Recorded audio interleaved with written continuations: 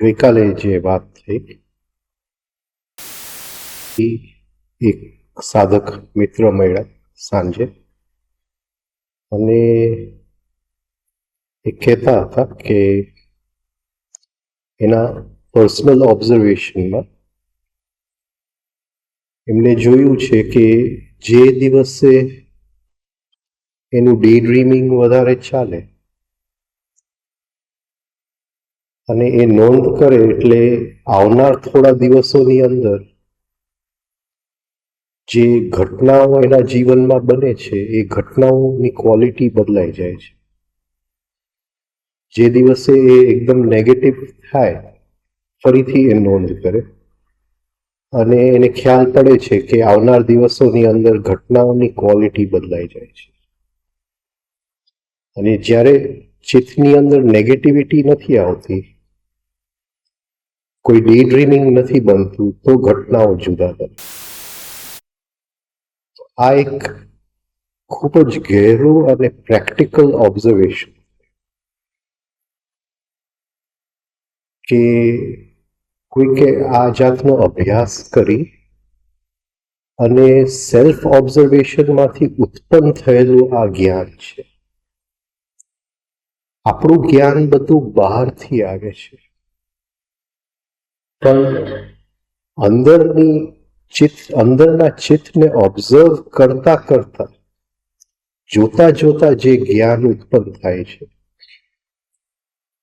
એ જ્ઞાન ખૂબ કિંમતી છે અને એ આપણા એક અંદરની અનુભૂતિમાંથી નીકળેલી જ્ઞાન છે.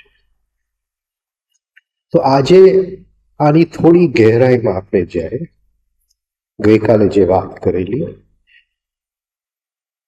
Incoming impulse, identical memory pattern. Incoming ઇમ્પલ્સને આપણે વિચાર તરીકે લીધો, આઈડેન્ટિકલ મેમરી પેટર્નને આપણે સ્થિતિ તરીકે લીધો. હવે કેવી રીતે એની ઘટનાઓ પર અસર પડે છે, કઈ રીતે પડે છે, એની પાછળ શું હોઈ શકે? તો જ્યારે આપણને કોઈ કંઈક બોલી જાય છે, જ્યારે આપણને કોઈ અપમાન કરે છે, ખોટું બોલે છે, ત્યારે આપણને શું દેખાય છે? એ વખતે શું દેખાય છે? વ્યક્તિ દેખાય છે કે ઇનકમિંગ ઇમ્પલ્સ દેખાય છે? શું દેખાય છે? વ્યક્તિ દેખાય છે. સપોઝિંગ હું મારા ઘરના દરવાજે ઊભો હોઉં અને એક ભાઈ કોઈ કે બહેન કે કોઈક આવે અને મને પહેલેથી ખ્યાલ જ હોય કે આ એક, જેને આપણે કે એક ચીટ કે એક ખોટું બોલવા વાળો કે કોઈક ચોરી કરવા વાળો કે એવી ટાઈપનો વ્યક્તિ છે, તો એને હું ઘરમાં આવવા દઉં કે દરવાજો બંધ કરી દઉં? દરવાજો બંધ કરો. એને ઘરમાં ન આવવા દો. છતાંય જ્યારે મને કોઈ ગાળ આપે છે, જ્યારે મને કોઈક બોલી જાય છે, હું વ્યક્તિને જોઉં છું ત્યારે એ ઘરમાં આવી જાય છે, પણ એ જો કે આ ઇમ્પ્રેશન જો મારા ઘરમાં આવે, ઘર એટલે બોડી બ્રેન સિસ્ટમ, તો એ શું કરશે? એ ઘરની બધી વસ્તુ ચોરી કરીને લઈ જવાનું છે, કે મારી જોડે બનાવટ કરીને લઈ જવાનું છે, ખોટું ચેક આપીને ચાલ્યો જવાનું છે. આ જો આપણે દેખાતું હોય તો એ જે ઇમ્પલ્સ અંદર આવે છે એને આપણે ઘરમાં આવવા દઈએ? નહીં આવવા દઈએ. આટલું જો પકડાય કે આ આખી જે સૃષ્ટિ છે એ ઇમ્પલ્સીસ સિવાય કઈ નથી. આપણને વ્યક્તિઓ દેખાય છે, આ મને ગમે છે, આ મને નથી ગમતો, આ મારો મિત્ર છે, આ આવો છે. એટલે જેવું એ થઈ જાય છે આપણે આઈડેન્ટિફાય થઈ જાય છે.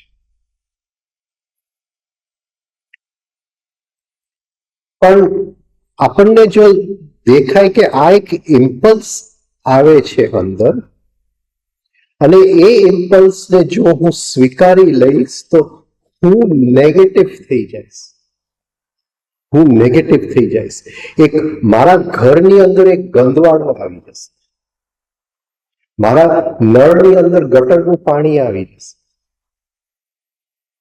આ જો આટલું પકડાઈ જાય કે એ વ્યક્તિ સાથે સવાલ જ નથી, પણ આ જે અંદર આવી રહ્યું છે એ એક એકદમ લોઅર વસ્તુ છે, અને એની સાથે એ એક આખું મારું લેવલ ઓફ બીઈંગ એ લો ખેંચી જવાનું છે, તો એની સાથે હું કઈ જાતનો વ્યવહાર?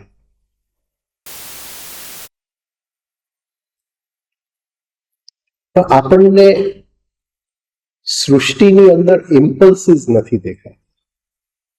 આને મારી સાથે આમ કર્યું, આ વ્યક્તિ તો આવો છે, આ તો હંમેશા ખોટું બોલવા વાળો છે, આ કોઈ દિવસ ટાઈમસર આવવા વાળો નથી. આ રીતે જ આપણને દુનિયા દેખાય છે. એટલે એક જે અંદર જે ઇમ્પલ્સીસ આવે છે, હજી એ અંદર આવે એની પહેલા આપણે ઘર ખોલીને એને મહેમાન બનાવી દીધું.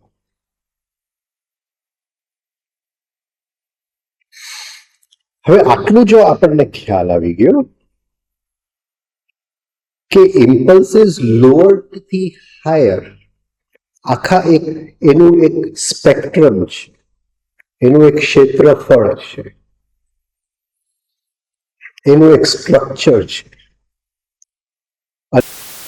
ઇમ્પલ્સીસ લોઅર થી હાયર બધા આપણને હિટ કરે છે. અહીંયા એ કહે છે કે એક સેકન્ડના 30,000 ઇમ્પલ્સીસ આવા આવે છે.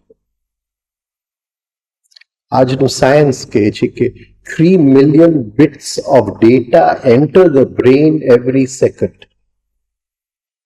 હર ક્ષણે.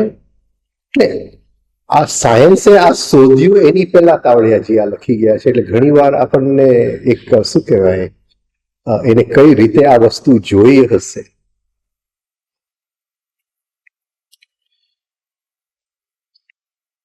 કે સાયન્સ કહે છે કે 30 લાખ bits of data હર ક્ષણે બ્રેનની અંદર આવે છે.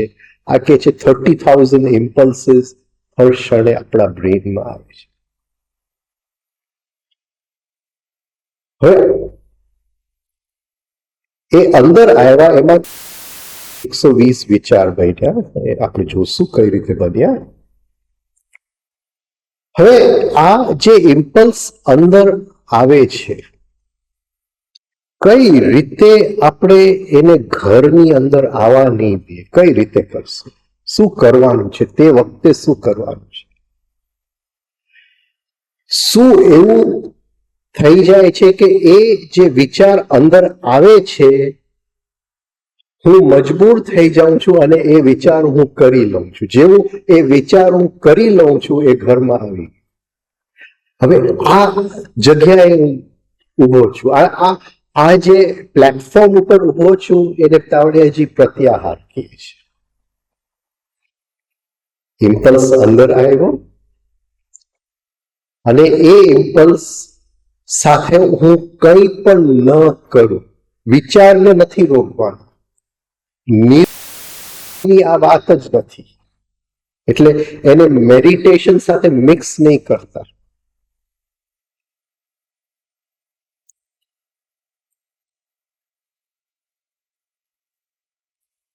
જે લોકોને એકદમ મેડિટેશનની ગહેરાઈ આવે છે, વિચારની ગતિ ઓછી થઈ જાય છે, વિચારની ક્વોલિટી નથી બદલાતી.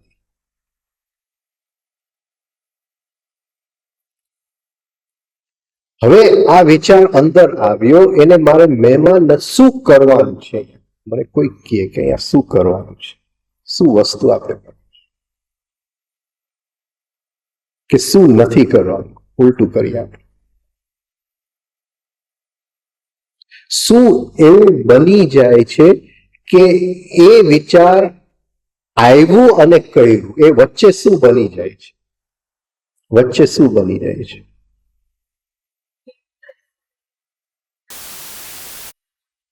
હા, પણ વોટ એ વચ્ચે there is something from the emotional center.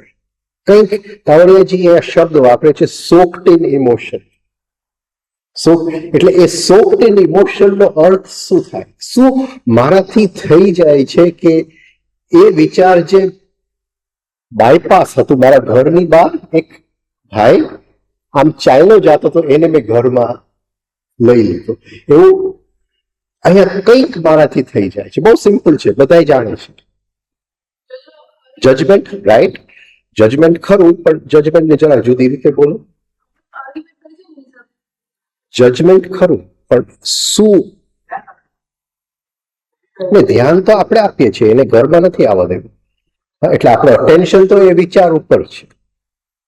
પણ શું એવું મારાથી થઈ જાય છે? જજમેન્ટ જરા કોણ બોલ્યું? જજ જરા આગળ એની અંદર જાઓ. શું જજ કરો છો? શું જજ કરો છો?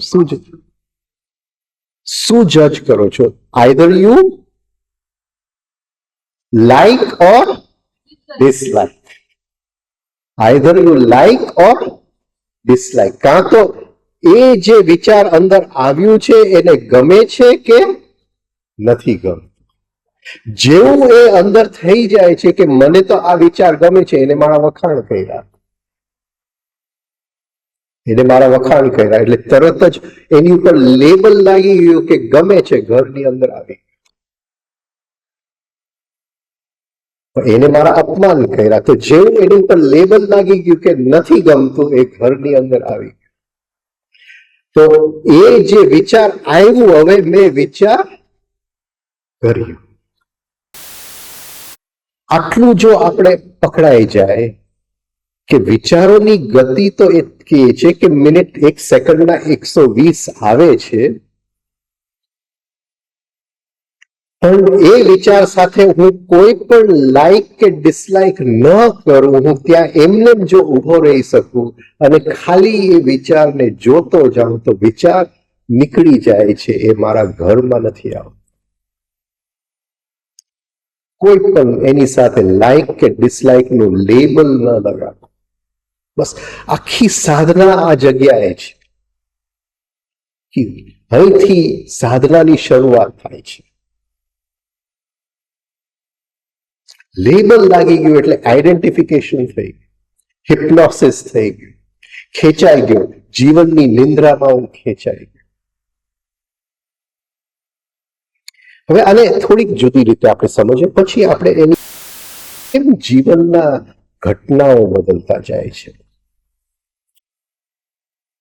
હવે અહીંયા તાવડિયાજી વાત કરશે સ્ટ્રક્ચર ઓફ એક્સેપ્ટન્સ. ગુરુજીએફે એક શબ્દ વાપર્યો છે, લેવલ ઓફ બીઈંગ. બંને મળતા આવે, બંને એને શબ્દ વાપર્યો છે, સ્ટ્રક્ચર ઓફ એક્સેપ્ટન્સ. એટલે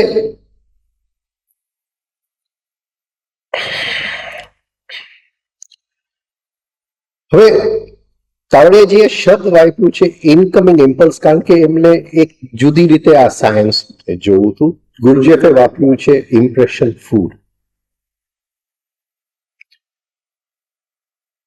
હવે જરા આપણે જોઈ લઈએ કે એક ખોરાક હું ખાઉં છું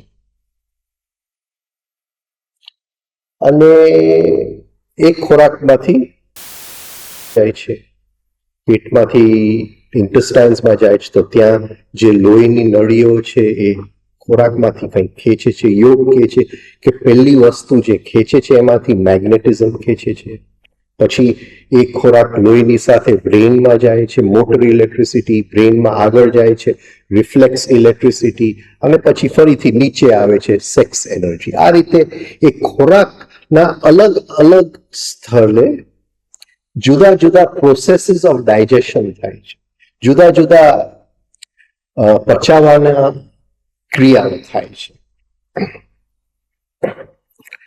રાઈટ. હવે આ જે વિચાર અંદર આવ્યો એ તાવડેજીએ શું કામ શબ્દ વાપર્યું ઇમ્પલ્સ? કારણ કે એક ઇમ્પલ્સ ઓફ એનર્જી છે. એને એની સાથે આઈડેન્ટિફાય થઈ જાય છે ત્યારે એ આપણા લેવલ ઓફ બીઇંગના એકદમ લોઅર ભાગમાં ચાલ્યો જાય છે, એમાંથી કંઈ પણ આગળ બનતું નથી. જુદી રીતે જોઈએ કે મેં ખોરાક ખાધો, તો ખોરાક ઠોસ છે, તો એમાંથી લોહીએ જે મેગ્નેટિઝમ કાઢ્યું એ જે ઠોસ ખોરાક મેં ખાધું એના કરતા વધારે સૂક્ષ્મ છે. એ ખોરાક આગળ ગયો અને એમાંથી જે મોટર ઇલેક્ટ્રિસિટી નીકળી તો એ મેગ્નેટિઝમ કરતા વધારે સૂક્ષ્મ વસ્તુ છે. એમાંથી જે રિફ્લેક્સ ઇલેક્ટ્રિસિટી નીકળી એ મોટર ઇલેક્ટ્રિસિટી કરતા વધારે સૂક્ષ્મ વસ્તુ છે.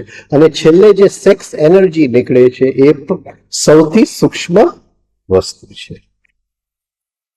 હવે આ વિચાર એને ગુરુજેફે નામ આપ્યું ઇમ્પ્રેશન ફૂડ. ફૂડ ખોરાક. હવે એને જો હું નીચે મારા લેવલ ઓફ બીંગમાં નીચે લઈ ગયો, આઈડેન્ટિફાય થઈને મેં લેબલ લગાડ્યું, અને તો એ ખોરાકનું આગળ કંઈ પણ પચાવવાની ક્રિયા આગળ જતી નથી. હવે જેમ ખોરાક હું ખાઉં છું એમાંથી મારું ફિઝિકલ શરીર બને છે, એ જે ઇમ્પ્રેશનનો ખોરાક અંદર આવે છે એમાંથી મારો સાયકોલોજીકલ પ્રદેશ બને છે.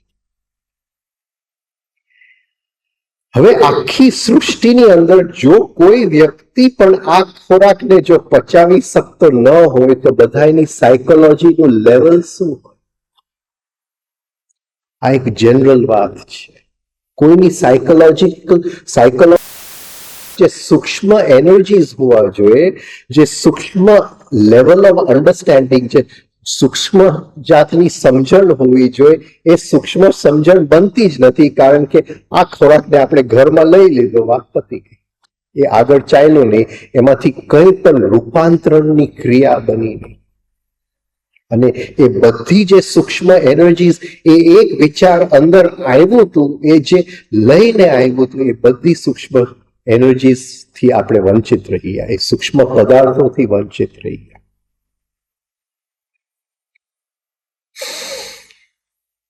એટલે એ વિચાર આવશે, અને જેવું એ વિચાર સાથે મેં કંઈ પણ કર્યું, લાઈક ઓર ડિસલાઈક, એ વિચાર આગળ ચાલી નથી શકતો. એ ત્યાં એની યાત્રા થંભી જાય છે.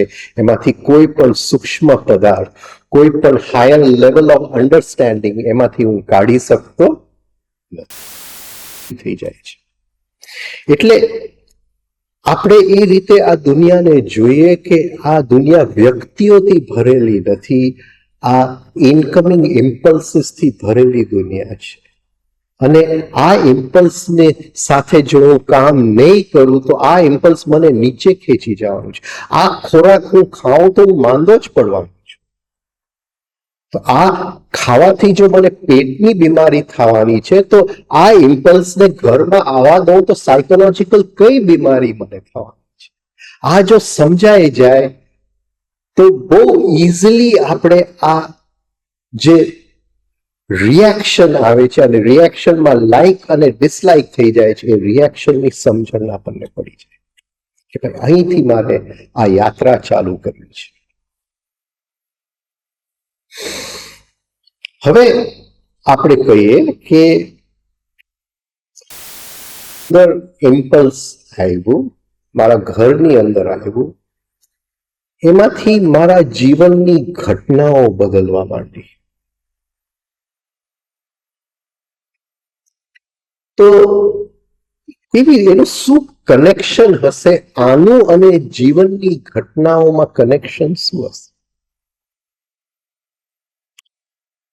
અત્યારે તમે મારું અપમાન કરો, હું અતિશય નેગેટિવ થઈ જાઉં, એટલો બધો નેગેટિવ થઈ જાઉં કે 1 કલાક સુધી હું તમારા ચહેરાને, તમારી સાથે તલવારથી હું અંદર લડતો હોઉં, તમારા કટકાએ કરી નાખું, લોહી લુહાણે કરી નાખું, જાત જાતનું ન બોલવાનું અંદર બોલી જાઉં. આ મારી અંદર સ્થિતિ છે. એ વિચાર ઘરમાં આવ્યો, એની સાથે આ આખી જે મારી સ્થિતિ બની એ આ છે. હવે આ બની એની સાથે આવનાર દિવસોની ઘટના કઈ રીતે એની સાથે કનેક્ટેડ છે? કઈ રીતે કનેક્ટેડ છે? હા,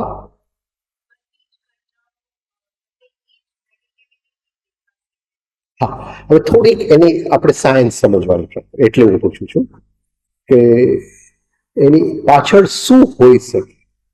શું હોઈ શકે? સપોઝિંગ આપણે કહીએ કે જે કોઈ ઘટના બને છે એ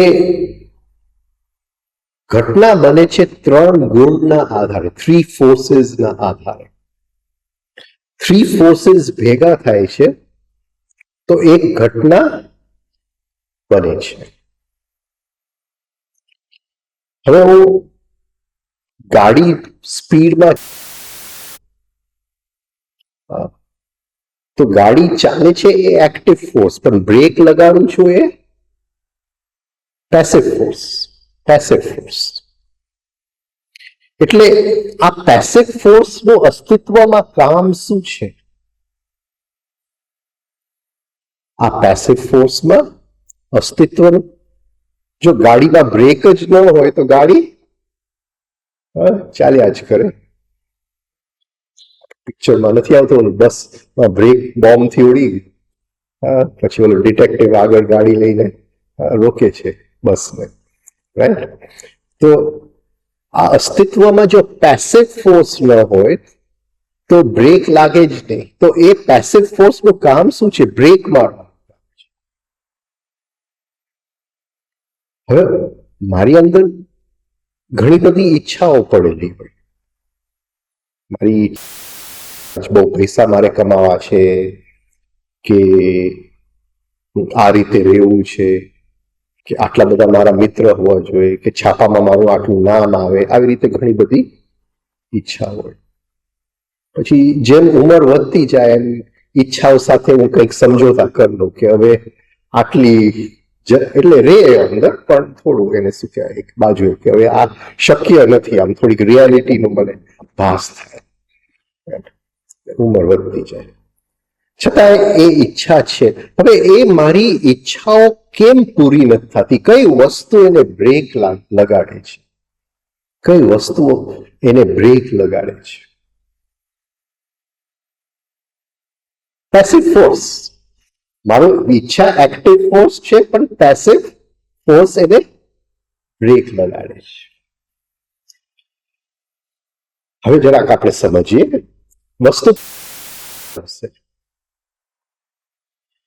કે એને મને ગાળ આપ્યો, એને મારું અપમાન કર્યું, અને હું 1 કલાક કે 2 કલાકે એકદમ નેગેટિવ સ્ટેટમાં રહ્યો, એકદમ નેગેટિવ સ્થિતિમાં રહ્યો, મને ખ્યાલ જ ન ગયો.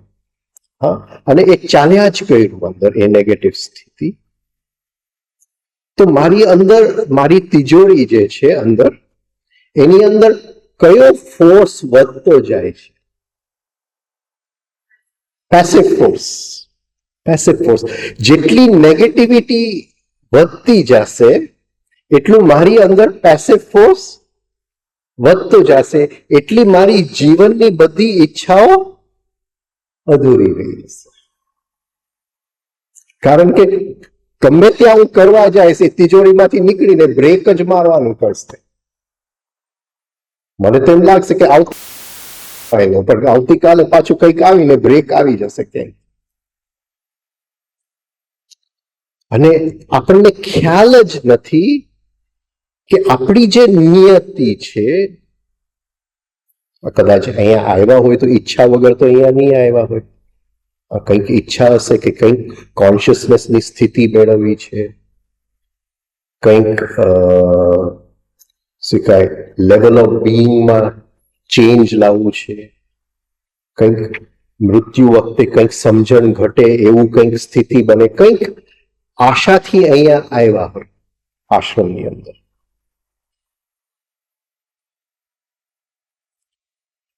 તો હવે એ જો મારી પાસે પેસિવ ફોર્સ જ ભેગો થતો જાય તો એ મારી આશા કોઈ દિવસ પૂરી થવાની છે? શક્ય જ નથી. શક્ય જ નથી.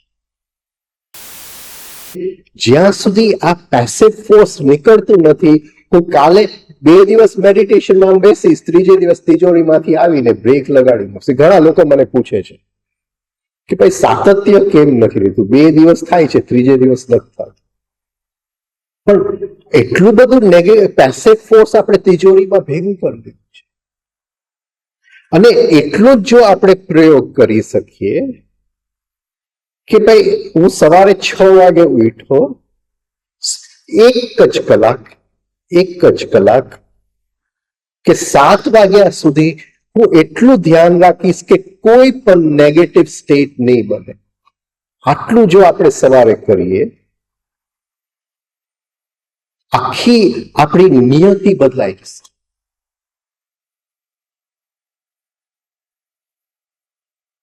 દિવસ તો બદલાઈ જશે, પણ આવનાર જિંદગી બદલાઈ જશે. 1 કલાક સવારે કે 1 કલાક સવારે કોઈ પણ નેગેટિવ વિચાર આવશે પણ હું નેગેટિવ નહીં થઉં. મને યાદ આવશે કે એને મારી સાથે ગઈકાલે આવું કરેલું, પણ હું નેગેટિવ નહીં થઉં. એ ભલે એને કર્યું તો કર્યું, એ હકીકત છે. હું નેગેટિવ નહીં થઉં. એટલે અંદર 1 કલાક માટે જ આ આપણું સવારનું મેડિટેશન કે 1 hour in the morning કોઈ પણ નેગેટિવ સ્થિતિને અંદર હું ઉત્પન્ન થવા નહીં દઉં. અને જો કે આખી જિંદગી બદલાય છે કે નથી બદલાય. આ નેગેટિવ ઇમોશન્સ જે છે એ આપણી ઉપર કેમ આટલો બધો કબજો કરી રહી છે? આટલો બધો કબજો કેમ કરી રહી છે? કેમ એમાંથી આપણે મુક્ત નથી થઈ શકતા?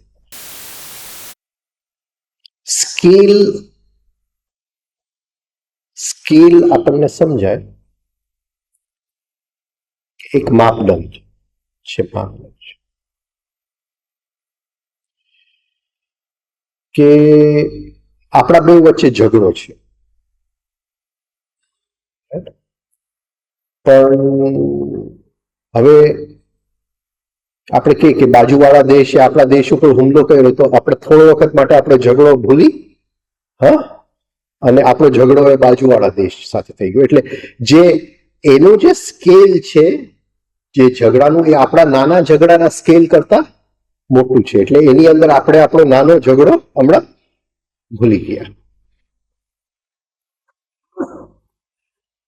તો અહીંયા જે અંદર જે નેગેટિવ ઇમોશન સાથે આપણે કેમ એમાંથી મુક્ત નથી થઈ શકતા? કેમ રોજ ક્યાંય નેગેટિવ સ્ટેટ બની જ જાય છે, ખબર જ નથી પડતી અને મોઢામાંથી નીકળી જ જાય છે? એ કેમ એમ થાય છે? અને અહીંયા સ્કિલ જો આપણે આ સમજીએ કે આ આપણી અને તમારી અને મારી વાત નથી. આપણે તો ઝઘડો કરીએ, પણ પાછળ જે શક્તિ સાથે આપણે લડવાનું છે એ શક્તિ ઘણી મોટી છે. અને એની ઈચ્છા નથી કે આપણે આમાંથી નીકળીએ. એટલે અહીંયા ગુરુજીએફ કહે છે કે નેચરને આ નેગેટિવ ઇમોશન્સમાં રસ છે, પ્રકૃતિને રસ છે કે માણસ જેટલો ઝઘડે, જેટલો એકબીજાની સાથે નેગેટિવ ઇમોશન્સ કરે, એમ એ બધી જે શક્તિ માણસ વેડફતો જાય છે એ પ્રકૃતિના ઉપયોગમાં. એને ગુરુજીએફ ફૂડ ફોર ધ મૂન કહે છે કે પ્રકૃતિના ઉપયોગમાં આવી જાય છે આ શક્તિ. એટલે આપણે જ્યારે નેગેટિવ ઇમોશન સાથે લડીએ છીએ, ખાલી તમારા અને મારે જાગવાની વાત જ નથી. પ્રકૃતિની આખી એક ફોર્સ જ એવી છે કે આપણને એને જાગવા દેવું નથી.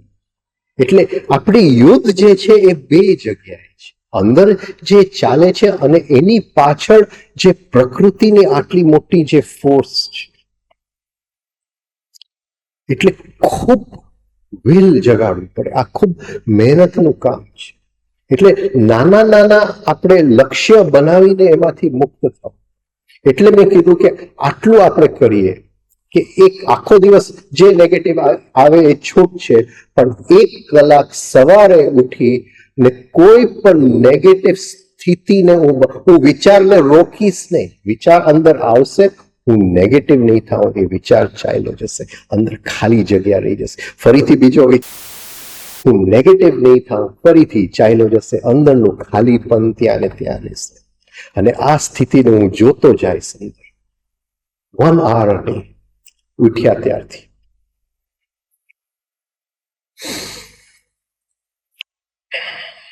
હવે થોડા સેન્ટર્સની વાત કરીએ કે ઘણા લોકો જેમ આમ વાત કરી કે એમ કે ભાઈ 3 દિવસ થાય છે, 5 દિવસ થાય છે, પછી પાછું 2 દિવસનો ગેપ આવી જાય છે, પાછું નથી થતું, ભૂલાઈ જાય છે. હવે બીજા લોકો એમ કહે છે કે આટલા વર્ષથી કંઈ કરું છું પણ કઈ ફરક પડતો નથી, કઈ અસર નથી પડતી. એટલે એ કરે છે, રોજ મહેનત કરે છે, છતાંય કઈ અસર પડતી નથી. શું અહીંયા કઈ જગ્યાએ એને જોયું નથી, કઈ જગ્યાએ જોયું નથી. હા, આ બે જાતના લોકો છે. એક કહે છે કે મારાથી થતું નથી, કરવાની ટ્રાય તો કરું છું, અને એક કહે છે કે હું ખૂબ કરું છું છતાંય કઈ ફરક પડ્યો નથી. એટલે કઈ જગ્યાએ જોવાનું છે, અને એ છે ઇમોશનલ સેન્ટર. ઇમોશનલ સેન્ટર ભાવ જગતની અંદર કઈ જગ્યાએ જોવાનું છે.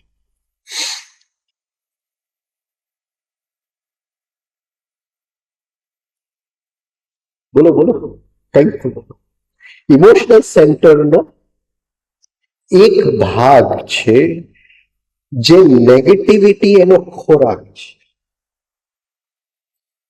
અને આનું લક્ષણ એ થઈ ગયું છે જ્યારે એ નેગેટિવિટીની અંદર રસ પડે છે.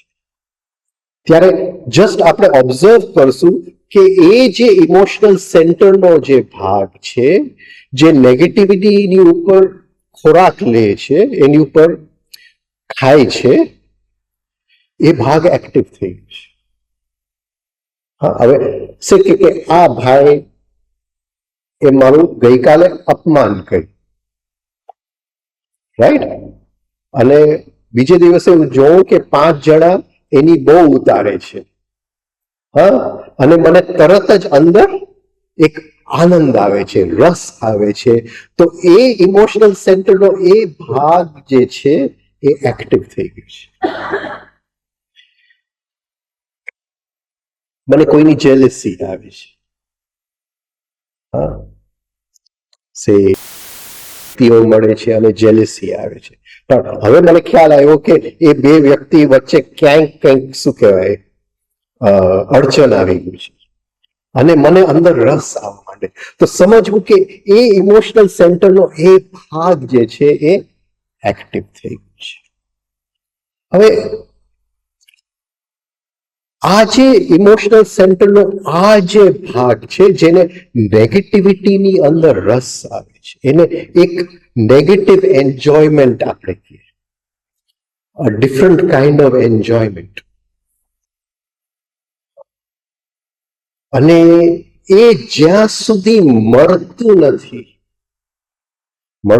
એટલે મળતું નથી, ત્યાં સુધી સાધનાની અંદર આપણે અમુક સુધી જઈ શકીએ છીએ, પણ એ આવીને ઊભું રહી જાય છે. અને જ્યાં સુધી એ મળતું નથી, હવે સીડી આપણે ભલે 3 સ્ટેપ કરશું, પણ એ સીડી આપણે ચડી નહીં શકીએ, કારણ કે એ ઇમોશનલ સેન્ટરનો ભાગ મર્યો નથી, એને મારવું પડે છે.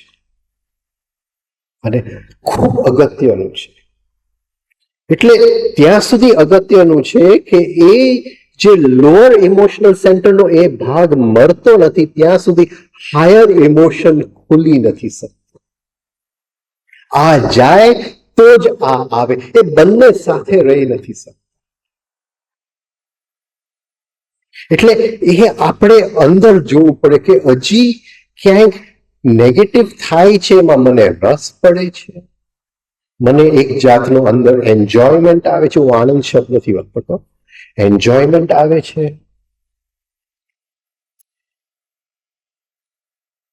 તો હજી એ ઇમોશનલ સેન્ટરનો એ ભાગ મારો મર્યો નથી, હજી ખૂબ કામ કરવાની જરૂર છે. ભલે હું આખો દિવસ 3 સ્ટેપ કરું, હું આખો દિવસ મેડિટેશન કરું, પણ ફરીથી આ જેવું ઉત્પન્ન થશે, એક પણ સીડી પગથિયું ઉપર ચડી ન શકું. એટલે ખૂબ અગત્યનું છે. આખી જેને ગુરુજીએ ફર્સ્ટ કોન્શિયસ શોક કહે છે, એ બીજું કંઈ પણ નથી, એ ટ્રાન્સફોર્મેશન ઓફ નેગેટિવ ઇમોશન છે. કે અંદર વિચાર આવ્યો અને એ વિચારમાં મારી સ્થિતિ જો નેગેટિવ થઈ ગઈ, તો એક ચેઇન ઓફ ઇવેન્ટ્સ, એક ઘટનાઓની ક્રમ ચાલુ થઈ જાય છે, જેની સાથે હું તદ્દન હિપ્નોટાઇઝ્ડ છું. અને એ લાઇક અને ડિસલાઇક થી ચાલુ થઈ જાય છે. બસ અહીંયા જો આપણે લેબલ ન લાઇક અને ડિસલાઇક, તો અહીંથી આપણી યાત્રા ચાલુ થઈ જાય છે. આટલું જો આપણે કરી શકીએ. બોલ, કોઈને કંઈ પૂછવું છે? બાકી અહીંયા પૂરું કરીએ. કાલે આપણે જરા જોઈ લે કે આ 30,000 ઇમ્પલ્સીસનું શું થાય છે, એ કઈ રીતે વિચાર બનીએ છે, એની ભાગલા કઈ રીતે પડે છે. એટલે થોડી કાલે ટેકનિકેલિટીઝની અંદર આપણે જાય, જે વાત આજે કરે છે.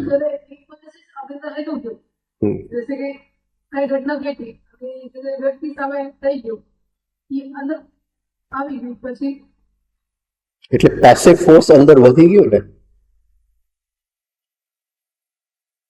સે કે એક મારે ઘર બનાવવું છે, બરાબર છે? તો એ ઘર બનાવવું છે એક્ટિવ ફોર્સ, અડચણો આવશે એ પેસિવ ફોર્સ. એટલે ઘર શરૂ થાય એની પહેલા હું પૂજા કરું છું કે એક ત્રીજું ફોર્સ છે ન્યુટ્રલાઇઝિંગ ફોર્સ, જે મારો એક્ટિવ ફોર્સને થોડો એના પક્ષમાં જો આવી જાય તો અડચણોને હું પાર કરી જઈશ ને મારું ઘર બની જશે. બરાબર? એટલે ઘર બનાવતા પહેલા હું એને આમંત્રણ કરું છું, પૂજા કરું છું, કે કોન્શિયસનેસને આમંત્રણ કરું છું કે ભાઈ આ ઘર મારે બનાવવું છે, તું જો મારા પક્ષમાં આવે તો જ આ ઘર બનશે, બાકી આ ઘર બનવાનું નથી. આ પેસિવ ફોર્સ મને ખાઈ જશે. એટલે કોઈ પણ જીવનમાં વસ્તુ બને છે આ 3 માંથી બને છે. જેટલી હું વધારે નેગેટિવ સ્ટેટમાં રહું છું, એ મારી અંદર પેસિવ ફોર્સનો ઉમેરો થતો જાય છે. હવે એનું એ વ્યક્ત થશે, એ પેસિવ ફોર્સ વ્યક્ત થશે, અને એ કંઈ પણ કાર્ય કરવા જાય છે એમાં અડચણ રૂપે વ્યક્ત થશે. મને એમ લાગશે કે મારા જીવનમાં કંઈ પણ બનતું નથી, કોઈ પણ થયું કંઈ પણ નહીં. અને ચલો, બહારની દુનિયામાં પણ આ સાચું છે, પણ આ સાધના માટે પણ સાચું છે, આપણી સાધના માટે. એટલે આપણે અહીંયા ભેગા થયા છે, કંઈક સીડી આપણે ચડવી છે કોન્શિયસનેસની, અને એ સીડી જો આપણે ચડવું હોય અને જેટલા અડચણ ઓછા આવે અને એ અડચણને આમંત્રણ આપવા વાળી તત્વ છે એ નેગેટિવ સ્થિતિ છે, એ નેગેટિવ સ્થિતિને જો આપણે આવજો કરી શકીએ તો બહુ આરામથી બ્રેક વગર આપણે ચડી શકશું. રાઈટ? ઓકે, અહીંયા પૂરું કરું. Thank you. Good night.